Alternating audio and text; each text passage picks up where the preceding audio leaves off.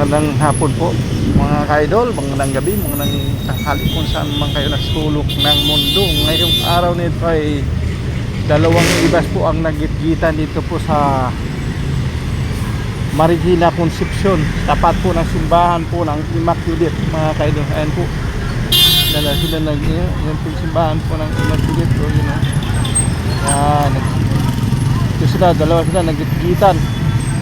Hindi ko alam kung sino may kasalanan ito. Yan ito yung isang doktor nag-video kung sino may kasalanan. Pare-pares na yung dalawa yun. Yan, nagkitgitan yung dalawa. Dalawang ibas nagkitgitan po.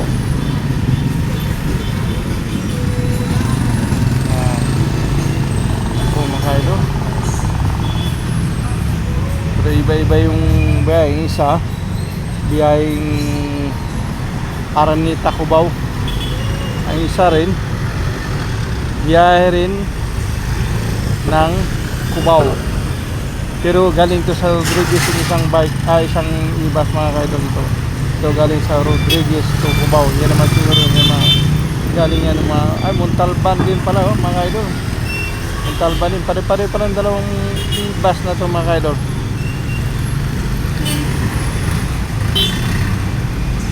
Lulot tuloy ng daloy ng trapiko dito. Napakahaba ng daloy ng trapiko mga kaidol. Yan po kasi dahil yan sa dalawang ibas na nagitgitan. Yan po, iwasan lang po yung mga sasakyan na dumadaan dyan.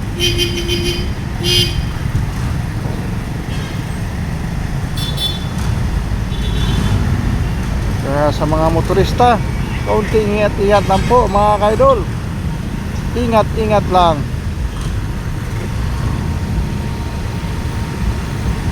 Magdulot ng traffic po itong ginawa na nangyari ngayon sa dalawang ibas na ito mga kaidol. Dalawang ibas na gitgitan.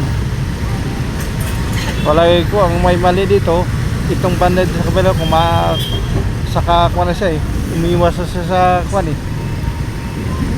nakaapak na siya sa guwit mga kaidol, umapak na sa guwit. Okay na, binata, medyo sinukuha niya na, may dumating na po na traffic enforcer po mga kaidol. Naulit ko po, itong araw na to ay reviews po mga kaidol. Pizza 3 po ng Oktubre ito pong nangyari. Dumating na po yung traffic enforcer. Ayaw po, tigana kung sino may mali yun sa kanyang dalawa na